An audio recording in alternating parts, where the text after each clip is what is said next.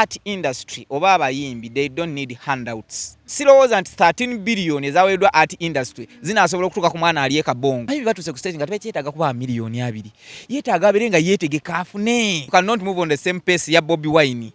Ate kye abayimbi bonna balina okukitegeera oba mwagala oba temwagala mukkirize nti essaawa zino Bobi Wine yaliko. Asobola kuvaayo n'ogamba nti ndaba naye afuna ssente, NUP efuna ssente. Now you comparing two things. O comparing a federation ku NUP. Nja kubuuza nga nze omuntu ategeera is federation a political party? Bw'oba oyagala ofune ssente zezimu beere on the same pace with Bobi Wine. Make sure federation yo gifule political party n'ebintu tubijjemu ebyagundi bampa. Ssente zibakuwa ziri constitutional oba bakuwa. Government esobola kuwa ssente nga zaabwere. There must be a reason lwaki erina okuwa ssente. Kenzo gy'anaakoma okwagala okutambula on the same pace with Bobi Wine. Ajja kufundikira nga ayokyezza nnyo n'ebigendererwa bya federation eyo gy'awoza gy'ayagala ennyo tajja bituukako. Kenzo ku status gy'atuuseemu ne byakoze ne byayina yandibadde takyasamba kadi y'abambi. Byonna ebibuuzo ebijja against federation. Omwogezi wa federation yalina obyogera si president amala googera. Federation eyina sako because baatugambye ssente zijja specifically for sako. Federation eyina sako era sako ya federation ani agikulira yeeriwa bamemba kyabali mu sako. Ssente bannaye etali nkolerere tewangaala. Gye bakoma okuwa ssente gye bakoma osiba eddoboozi lye ery'okwogera. Federation ekiba nga si kibiina kya byabufuzi. Sandyagadde Eddy Kenzo. Yetabe mazina ganti magajjo muleetera obuzibu. Ayawula ebintu bya politics ku bintu bya music. Mu buli mbeera yonna etteeka ne bwe libalize erya copyright. Eddy Kenzo yeetaaga abawagizi ba NUP okuliwagira. Bwe tubala abayimbi abali mu parliament baye kati bawera 10. Kati weetaaga abaka parliament abe NRM n'abe NUP mu joining effort etteeka lyo lyoyagala lisobole okukola ki lisobole okuyita nga wagenda wa President Museveni. Bobi Wine yalina abaka ba parliament. Sanyuka TV ekuleetedde Christmas kawowo ku Kalenda Hotel ne Misaki Semakula. Jofel B2C, Spice Diana, Haruna Mubiru, Maureen Nantume. Okuyina shinge mtwale bivye mtwalita. Atolu nkera ku Boxing Day. Sanyuka TV, hasumulu de Boxing Day kawowo. N'abayimbi bebamu, nga bigatidwako Daudi Rutalo. King Saha, Lydia Jasmine, ne Sophia Nantongo. Awe Maya Nature's Resort, Shingo mtwalo gumu. Emisenyo gy'abaana, Bouncing Castles, First Painting, ebyesumo, Karabe Katende, Maya, Nanziga, Mpigi, Musareko. Usimanyi okulaba ku bayimbi bano nga bali wamu. Gwe, bako bikadde. Mujja tulya ku ssente zaffe buleetwa wana bu maintenance free. Obasaamu ssente ne bushana na kyokka ebisajja ne bibukuula ne bibuyisaamu eggaali. Misaki Semakula, Christmas kawowo ku kalenda. 25 December, 26 Boxing Day, Maya Nature Resort, biwagidwa. Sanyuka TV. Media kori amanya Karumu na Mutebi tuli wano tugenzeeko out. Tuli ku Serena ha naye baba place out oliye ku ssente zo naye ngamba buuzaako bonna abali ku media bagamba batya Chairman Electoral Commission Uganda Entertainment Journalist Foot Soldier kakiiko k'ebyokulonda ako bakankwasizza ndi mu conducting akalulu kulabanga mbatereza bakyusa obukulembeze bwabwe kati eresa zino nze byabakama waba Foot Soldier ba entertainment banama yakola entertainment so Seguya mwali bonna mwebali Seguya kati ye supreme leader president yatwala bonna banama be entertainment naye era tekimujjako kubeera member waba Foot Soldier wa the president byabakama waffe nze nino kalangirira era munkwate bulungi nyinzo nyiga ne munyiza ne designing nga sinnabawa muwanguzi njagala kwesimbawo nesimbawo ntya teka empapulazo lete empafuna ya proposinga ofunayo ne seconder olete empapulazo tuzitunulemu qualification esoko ino okubeera nga obeera mu field ngero sakama wegana entertainment kye kisookera ddala nga mu field obeerayo ate mu field obeerayo kati funa baku seconding olete ebifo ebiri bingi tukyalina ebifo bingi nomination nzigalawo naku lwancha welfare tekuli representative w'abakyala tekuli vice president tebanafuna babavuganya okitegeera sijja yeyo yonna oyagala wa njagala people with disabilities olina obulemu buliwa kudoboza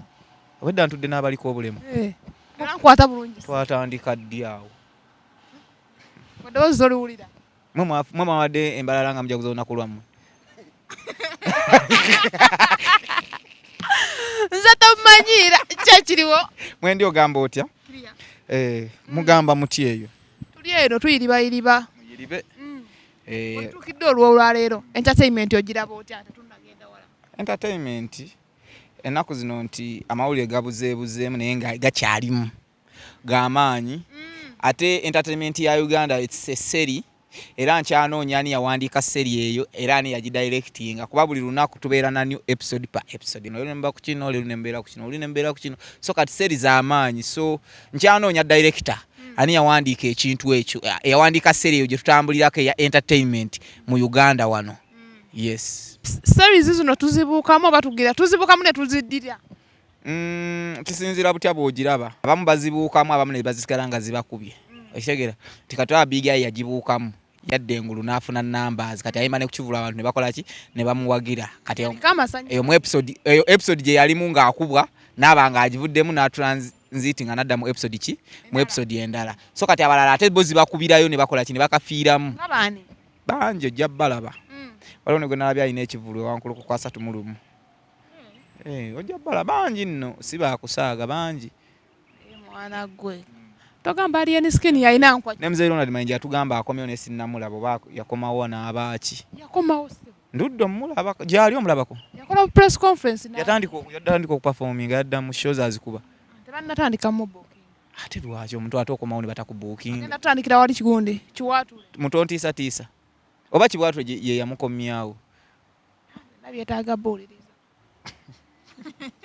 Achagala kunzizeyo jolaganda bayo era nkomyawo kujjako nga gwalina kyayagala okwogerezaako omukulu Bobi Wine ejjo principal president amanene nakugamba tereza ebitiibwa ye principal ye president eba nayi nebitiibwa bingi omwogeranga kono ga his excellence principal president national unity platform president firebase entertainment okitegera CEO get ambassador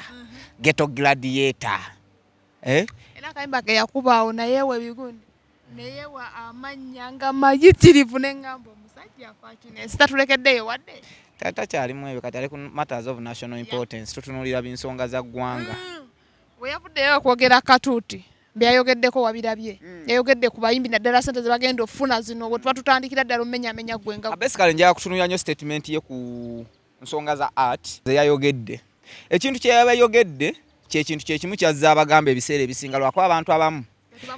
tebamutegeera bagenda omutegeera nga obudde bwayitawo dda bwe balowooleza okumutegeera ate nga alese statement ki endala the same statement gye yakozesa mu kuziika Katolu Bwama ze zimu ku statement era ze yazzeemu olunaku lwajjo okitegeera n'addamu n'abagamba nti art industry oba abayimbi they don't need handouts tebeetaaga cash at hand oba kigambo ekyakyogera mu luzungu kitugambe mu Luganda tukitegeere bulungi handouts nti omuyimbi teyeetaaga kyennyanja yeetaaga kumuwa lyato ddobo oba katimba nankasi agenda avube because mu nnyanja mulimu ebyennyanja bingi naye buli w'omuwa ekyennyanja olwaleero oba omulimitinze okusobola okufuna biri ebyennyanja ebingi nti ate n'abantu abalala era oba balimitinze okukola ki okufuna ebyennyanja ebingi mu statement yagenze n'abagamba nti sirowooza nti 13 billion ezaweeddwa art industry zinaasobola okutuuka ku mwana ali e Kabongo ali e Karamojja okitegeera ali e Napak ali mu Amuli okitegeera nga muyimbi era zigenda kufundikira nga zikoze eki nga zigwedde wano one ngenda kuwa ekyokulabirako bagenda ne bafulumya 10 billion ba promoter njagala ompeeyo ku promoter owa Northern Uganda yafuna ku sente ezo abasinga otega abali e Kabongo amuli wawa kuba promoter sente 10 billion ezafuluma eza covid nti basalwa ebivulu kyolowooza mu kyalo tebategeka njagala ompeeyo kale okugonza njagala ompeeyo omwana promoter yategeka ekayunga wali ewaffe eyafuna ku sente ezo kwane weekend eri yagwa wali ekivulu kya King Saka era promoter yamuleeta kati njawo mbulire promoter kye yafuna ku ezo sente binjala tutunule bino byayogera bituufu kuba byaliwo 10 billion wazirabako basoka ne baba 1.8 billion ne bagigabaga bange wajira million salisa ne zigwerawo ne baba 10 billion okitegeera nabo bafundikira nga bakoze eki nga bekubye ebikonda bala ne bevuma bubi nnyo bala ne beekyawa ne federation ne bajawula mpano bayine eyaba promoter kati ne bona leta 13 billion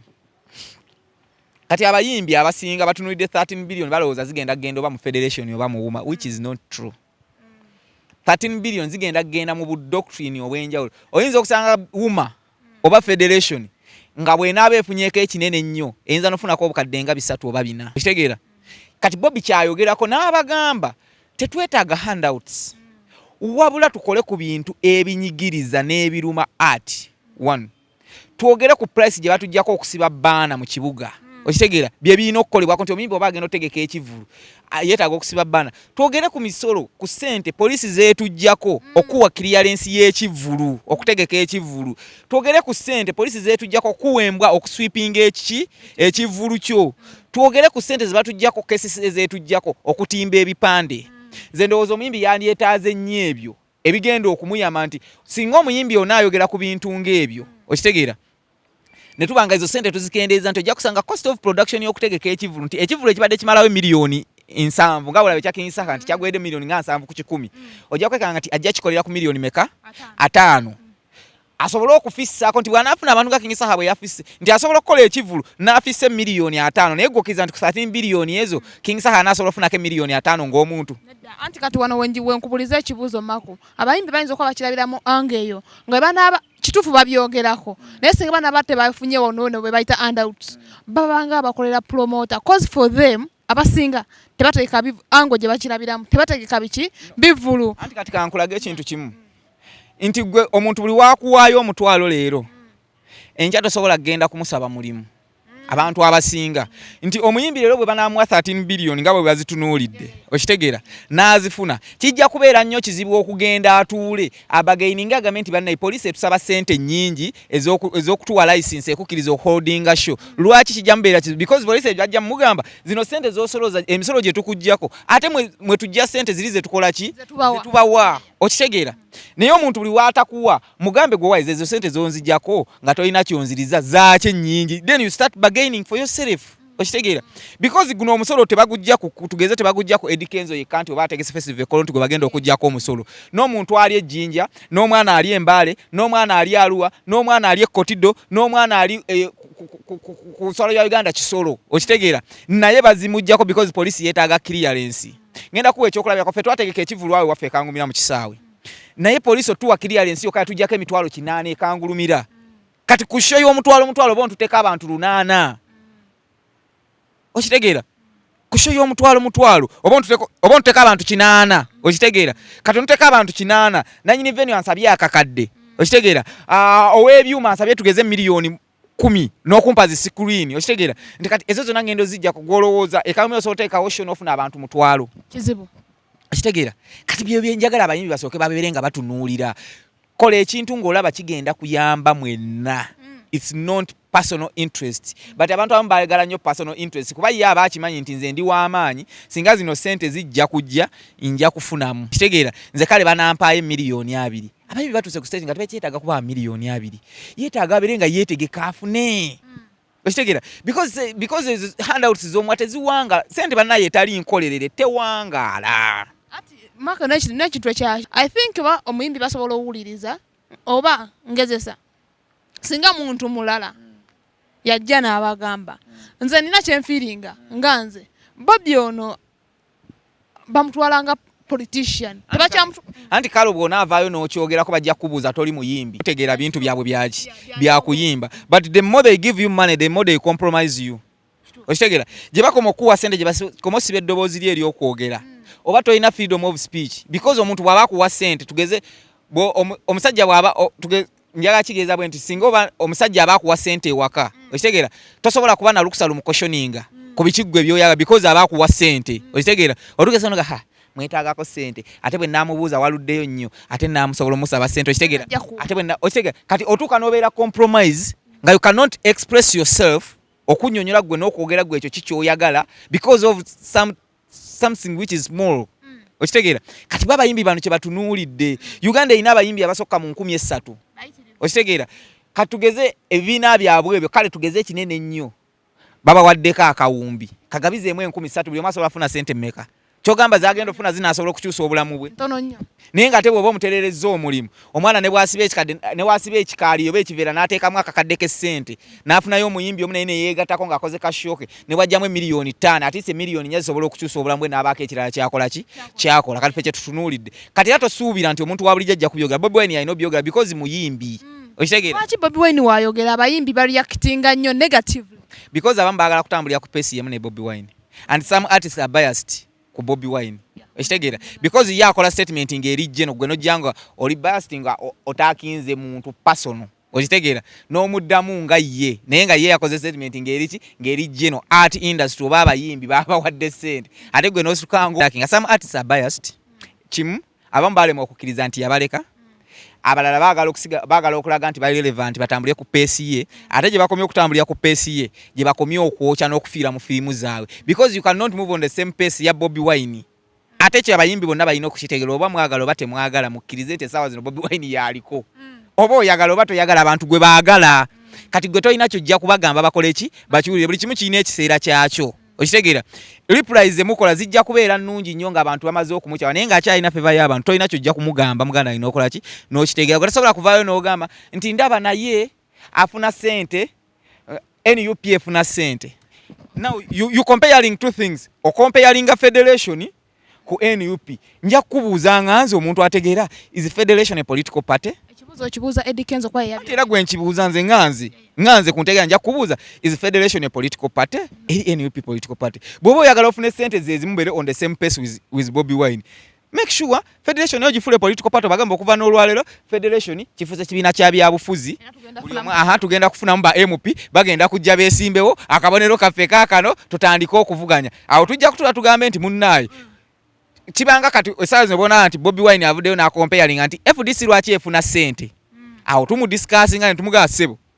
erinayo political party eyina ababaka okitegeera eyina emirimu gy'okudduganya ng'ekibiina ky'ebyobufuzi ne ssente ezoogerwako zaalambikibwa mu constitution ya Uganda nga boogera ku bibiina by'obufuzi ebyenjawulo na buli mutemu akigwe gwina ofuna nti ekibiina ekirina bamemba of opposition abangi kijja funa percentage bweti ekirina bamemba of opposition atonki olana ekibiina kiba kyazze gino kifunayo omubaka omu okireba nga Jema eyasumani basalirwa nti yaliyo member parliament wa Jema naye efuna sente okuva mu government ng'ekibiina ky'obufuzi because kirina member wa parliament kati federation ekibanga si kibiina kya byabufuzi sandi agadde Eddy Kenzo yetabe mazina ganti magajjo mmuleetera obuzibu ayawule ebintu bya politics ku bintu bya music kyovala ne principal bw'abayogera agamba oludda lw'abayimbi baba wadde sente they are going to compromise what them okitegeera agamba kino nkyogera ng'omuyimbi kino nkyogera nga munnabyabufuzi on political side okitegeera kati so Kenzo kyekyamulemye okukola ki kyovala ye bebekulu yasirika bebekulu ye yakitegeera n'amanya nti kati oli munnabyabufuzi alina ekibiina ky'ebyobufuzi nze ndi muyimbi kyovala bebekulu likely ajja n'ayogera ku statement ezibeera nga ziri more of entertainment ng'alina kyayogedde naye n'akola ki naye n'abagamba ku entertainment okitegeera naye katoyinza gamba nti ate NUP naye efuna ssente okuva mu gavumenti yezibeezawo ziri constitutionally zirina okubaawo ezo baziteekawo mu bibiina by'obufuzi kati nawe oba oyagala okuzifuna mu gavumenti kuli ate political party ne bwe onajja wekaweka n'owangula n'ogenda mu parliament ojja kuzifuna ng'olina ekibiina kye ekyobufuzi ojja kukola ki ojja kuzifuna kuba ne UPC ekyazifuna DP naye ezifuna nkuganye ne Jema erina omubaka atya naye efuna ne FDC ezifuna kati naye tojja mugaana kukola ki kuzifuna. Kati Bobi Wine yamaze okwogera Kenzo yayogedde wabiwulidde point tutandikire waneno ku point ng'agamba akantu akasinze okumukwatako adhin kyalazenga Kenzo kino ekimuluma baba bali mu nteekateeka ezifuna ssente omukulu Bobi Wine mbwavaayo n'azikuba akakosa olubiri lwe yakozesa anti ye Kenzo kati yabifudde personal ssente zaagala okufuna azikoleredde ki ekizimuweesa awo enjagala ye agamba ye omu ku bannayuganda agamba ssente za bannayuganda zakibawibwa musolo naye bwe mukubawo omusolo ate nabo weba abawala nnyo bali bakusatu oba bakubiri kubasinga omusolo mungi kitegeeza balina okufuna ku ssente balina obbadizaayo kuba nabo bacontributinga kinene kati anti kati kanjala kimubuulizaawo akasiita okitegeera Kampala ebeera Kampala Arcades Association ew'omusolo bagiwa ssente mmeka buli gavumenti egiwa ssente mmeka ekitegeera tomanyi gavumenti sente zezo abasuubuzi b'omu butale obw'enjawulo bawombe bamu kubawa omusolo gavumenti bawa sente mmeka tutandikire nakugwa ow'omusolo gavumenti ekwa sente mmeka anti sente zamwe wa musolo gavumenti erina zibawo naawe ow'omusolo because essaawa zino ne data gw'okozesa wano ku ssimu yo kimu ku bitundu byaki by'omusolo gw'owa bakuwa sente mmeka waguze n'ekibiriiti ogula ne sukaali bakuwa sente mmeka bino ebintu tubijjemu ebyagundi bampa sente zibakuwa ziri constitutional oba bakuwa gavumenti esobola kuwa sente nga zabwerere there must be a reason lwaki erina okuwa sente okitegeera Eino okubaawo ensonga lwaki eino okuwa ssente teina kumalaga kuwa ssente nga bo bakola ki bwe bakirowooza okitegeera so ebiseera ebisinga nze nabako wuma nga tuli mu battles ennyingi ebiseera ebisinga bagamba the only key to win a battle is to keep quiet because buli gy'okoma okwogera ow'omulabe wo obudde bungi obukusoma kikyozzaako ne mu replies zo okitegeera sirabawo nsonga yabadde yaki yabadde isa Kenzo kola press conference okitegeera because gwe sikirabawo because teyavudde onaga nti Kenzo bagenda kuwa biliyoni 13 ng'omuyimbi yagambye ayogera nga president era kyova bamubuuza ekibuzo ne bamugamba waliwo ebigambibwa mbu wayimuka ogenda obuuze ku president ne bakubouncinga back n'agamba itasobola muyimukira oli yalina omuyimukira kuba naye kati ali ku kyapa president anti kati discussion siyinza gigendamu siyinza I cannot compare Bobi Wine presidency to Eddy Kenzo presidency okitegeera because bwe ntandika bwentyo nera nekajja kugamba naye president wa gospel kati tuba tutandise okuyingira mu ezo shallow discussion ate saagala kuyingira mu discussion ziri shallow nnyo kutuuka awo okitegeera mukulembeze yakyogera no manyi olunaku lumu nina gwe nali njogera nene ngamba but Mr. Museveni yali badde atuyamba ekitiibwa ky'obwa president kino naayisa etteeka nga kirina kuyitibwa waliwo abantu abamu abalina okuyitibwa n'abatalina kuyitibwa kitiibwa kya president because olunaku olwaleero nange nsobola okukeera nenkugamba nti nange ndi president nsobola forming association yange nga nze mukulembeze waayo naye nga nze president wa association yaffe president wa TikTok president wa ndowooza kyayi president w'aba TikToker president w'aba boda president w'aba taxi president w'abali bakakoola president w'abanywi benjaga okitegeera kati so omanyi ebiseera ebisinga twetaaga obukulu tubwagala n'ebitibwa tubyagala n'okusuutibwa tukwagala naye tulina okubaako ne limitations kuwa we tulina okukoma okitegeera kati so kyova nga nti discussion sijja kukola ki sijja genda mu bwa president bwasigaye n'obwa president bwe okitegeera kuba nze si president wange era oyagamba wabayimbi era nze siri muyimbi naye njagala mugamba ekintu kimu si buli kimu nti alina okikomentingako si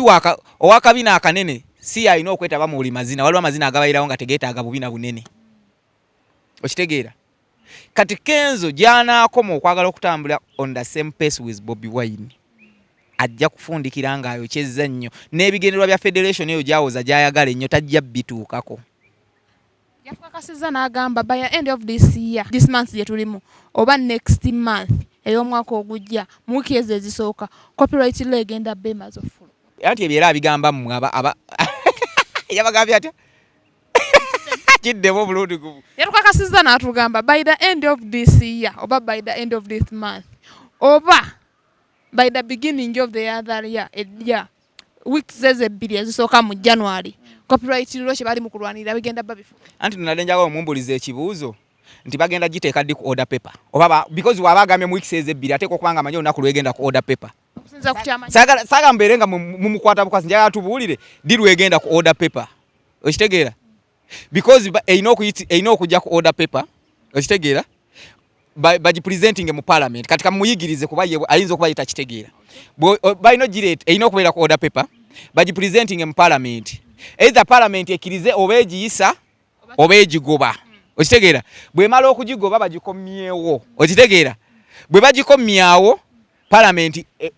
either ekkirize oba egiyisa oba era ekola ki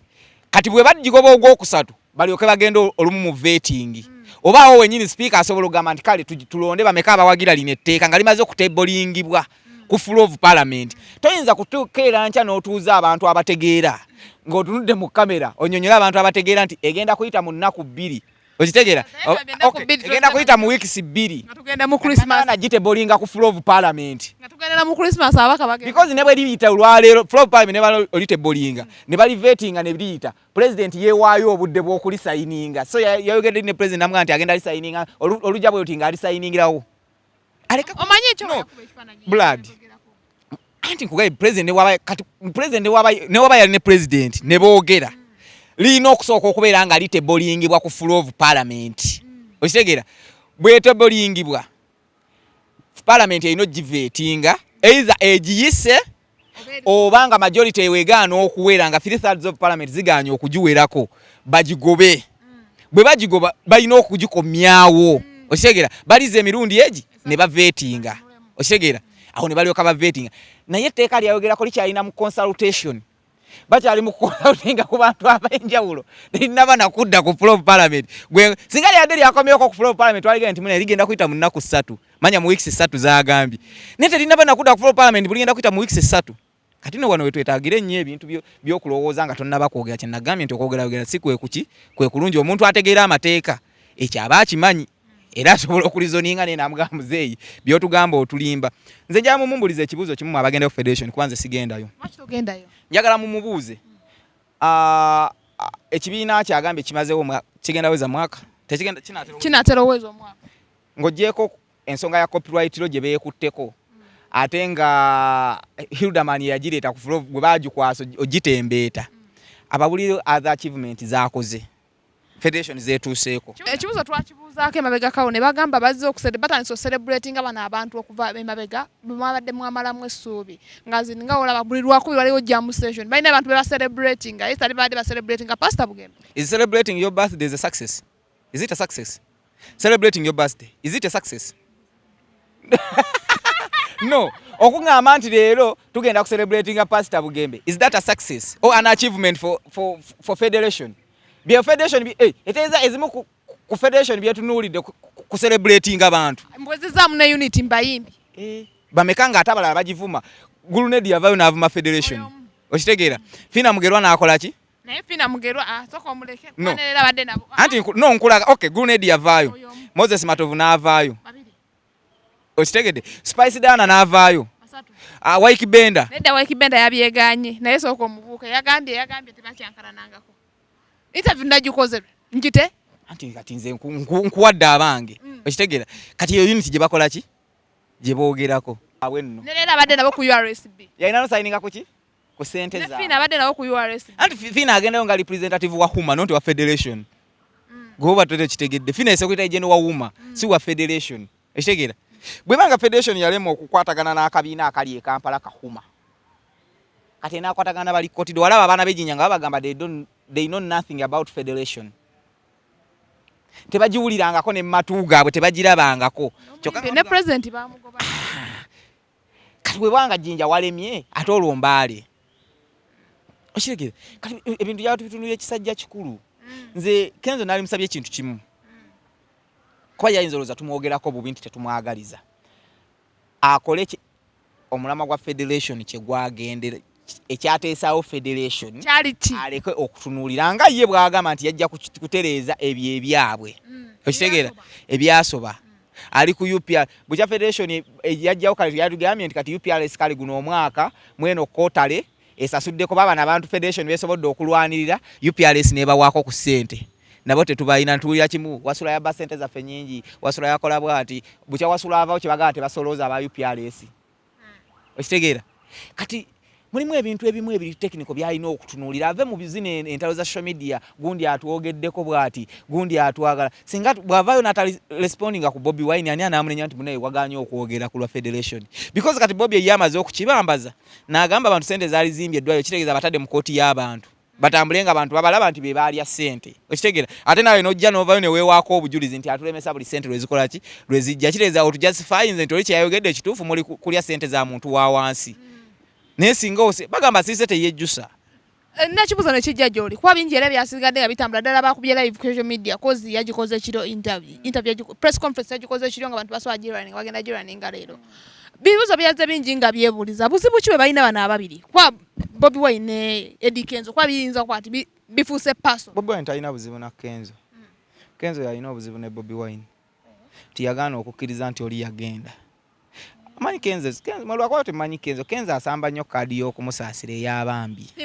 sympathy eyo bambi Bobi bambi berere okitegeera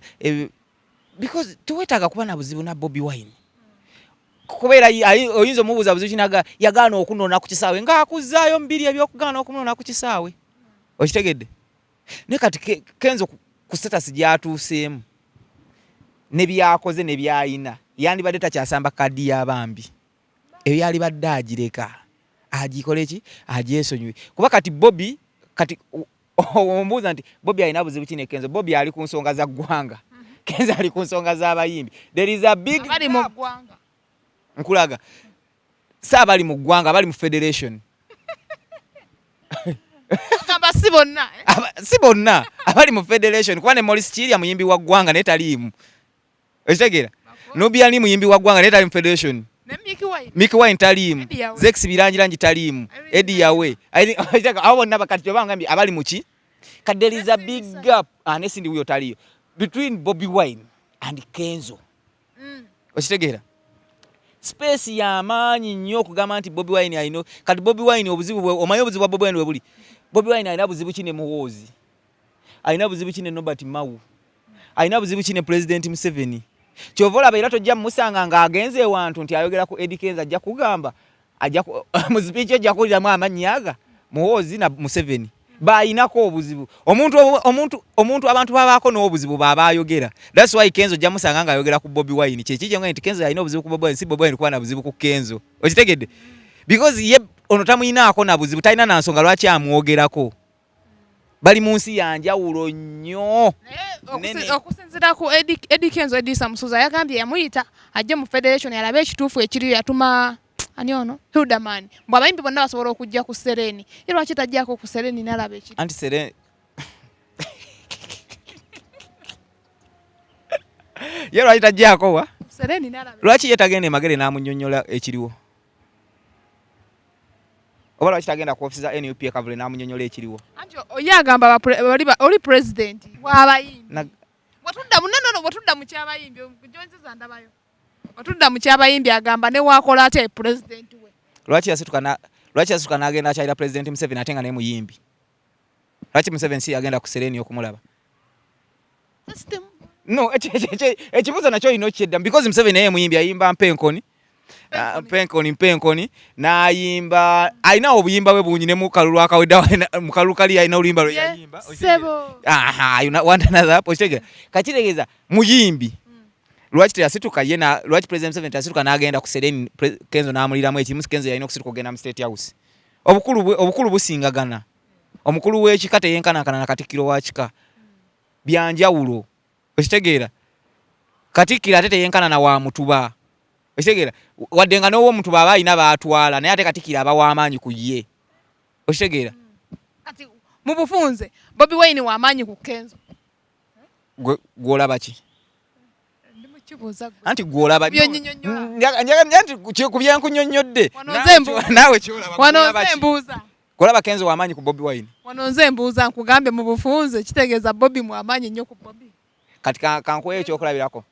Kenzo yali mu kivulu kya Fik Famaika ne Bobi yali mu kivulu kya King Saha ne Bobi yali mu kivulu kya King Saha amawulire gamwe mwasinga kukola kwani Bobi yali mu kivuna Bobi yali mu kivulu ate amawulire nkuleeta amawulire mwasinga kukola kwani era we wajja bonna baali mu kifo kimu mu budde bwe bumu buli yalinnya ku stage yasinga kwogera kwani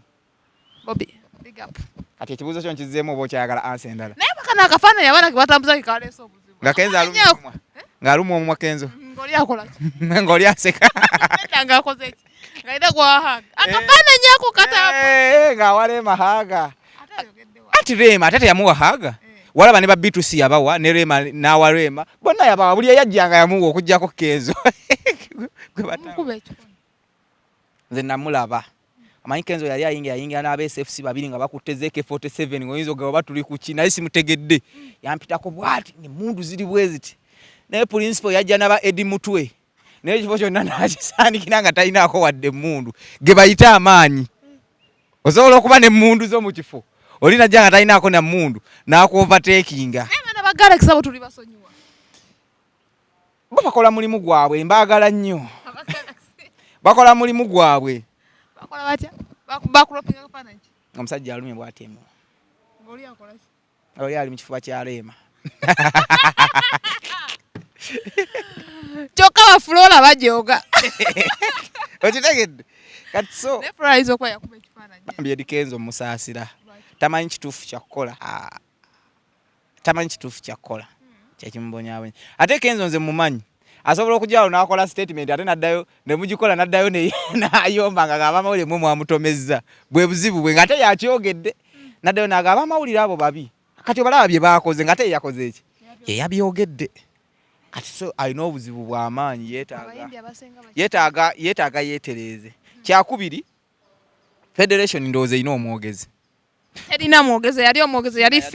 fiina n'adduka tebazzangawo yagamba agenda kuzzawo nakatannalonda okujjawo nga ndowooza olabye obuzibu bwa federation because federation bweba erina omwogezi byonna ebibuuzo ebijja against federation omwogezi wa federation yalina obyogera si president amala googera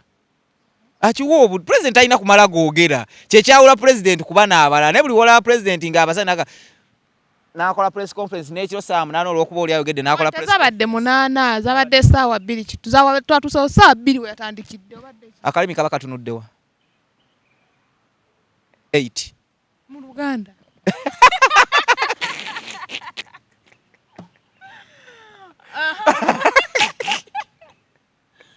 kale wantama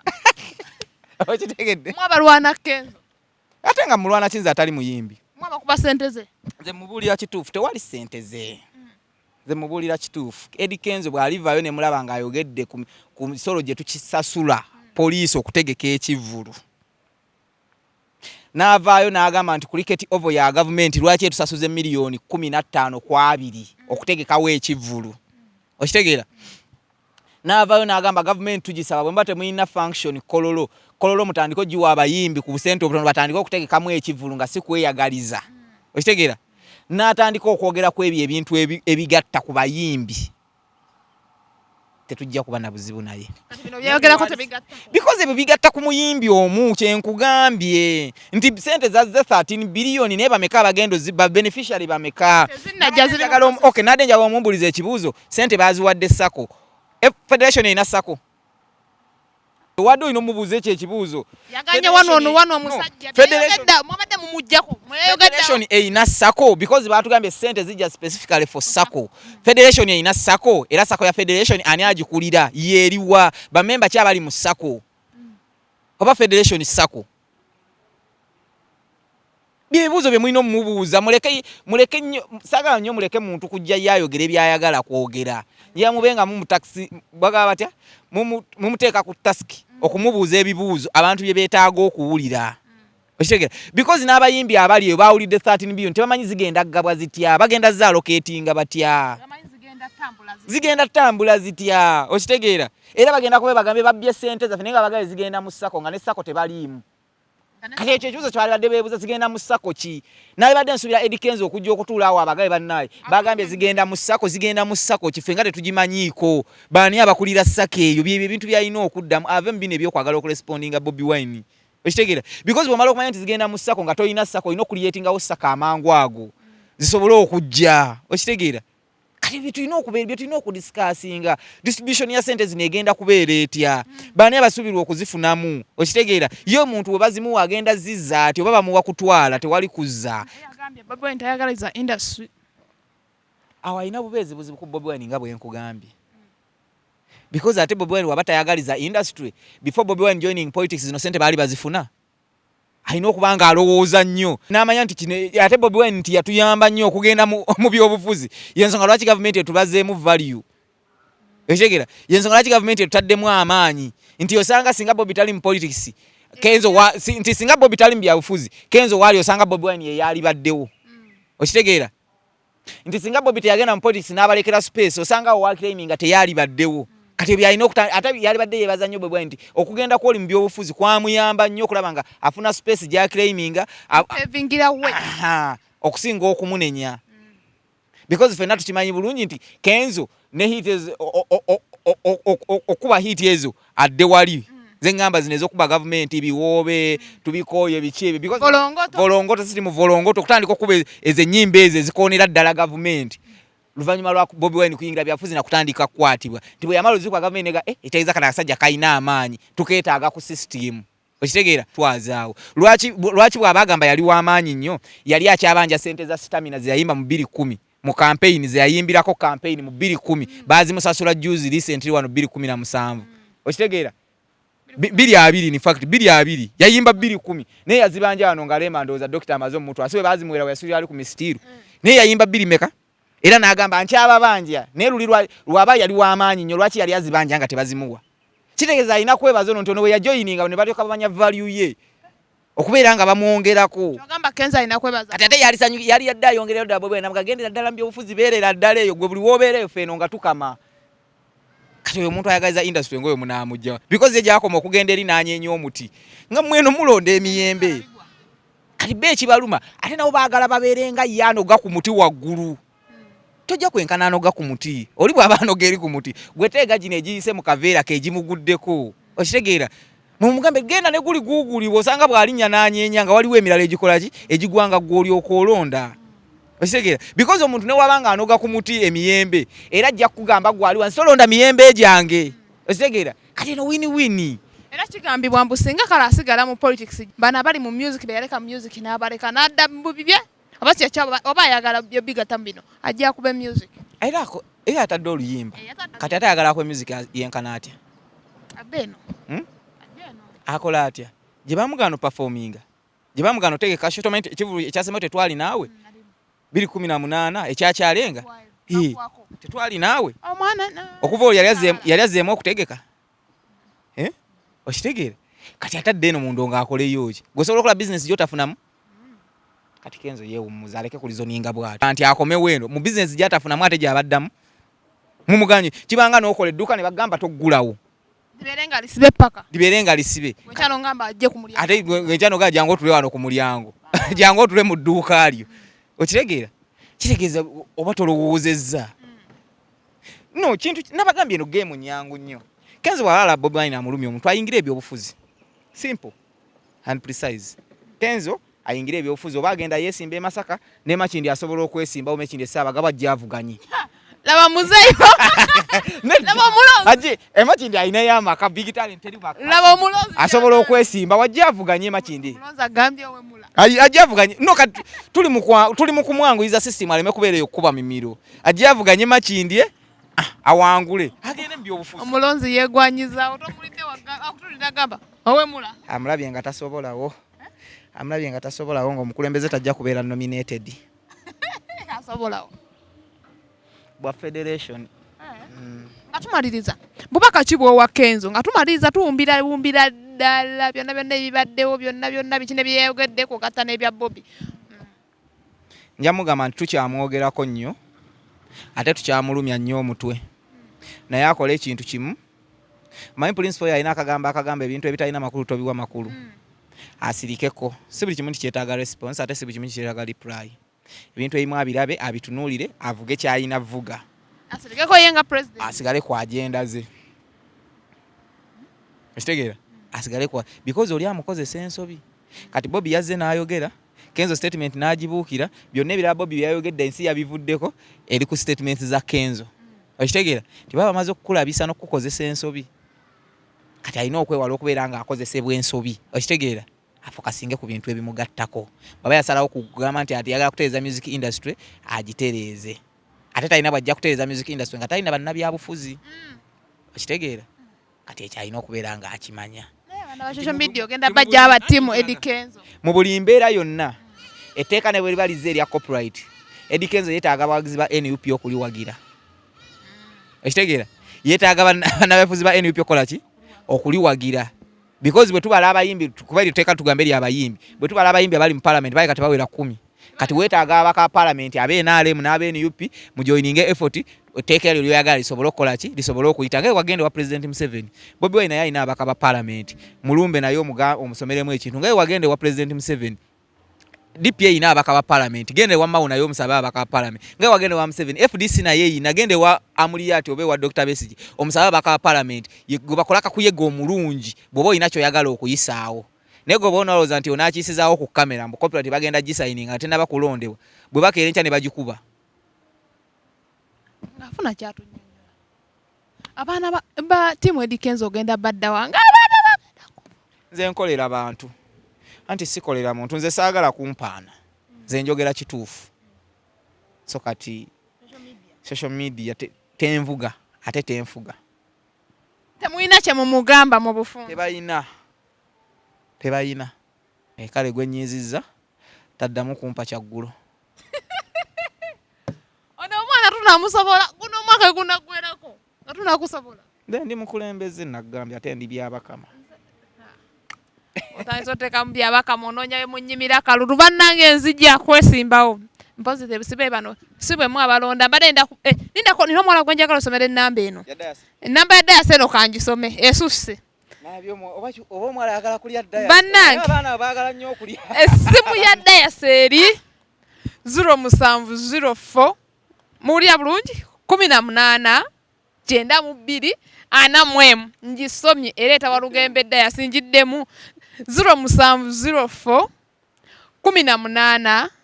92 41 ereeta Walugembe Dayasi. Agnes nkukozeeko guno omwaka maze okusiringa tulutututu. Agnes ayagala ennamba ya Dayasi. Oba limukubako malevu ago ge litasala. Oba baseball gyayambala etunudde eno. Malevu. Omanyi abakyala babeereyo n'alaba amalevu amangi. Talina 6 packs. Olayisa gye kirina amalevu ago bwe gatyo. Kati olwo ku lubuto kiri kitya? Namulaba mu komenti. Mbe ennamba ya Dayasi. Mbe ennamba nenga Dayasi gw'oliko. Ate si mufumbo. Kiddemu ogw'okubiri. Tunula mu kamera. Zende katokubya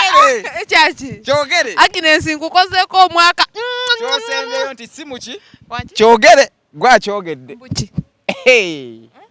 Mulangira. Omwana oyo.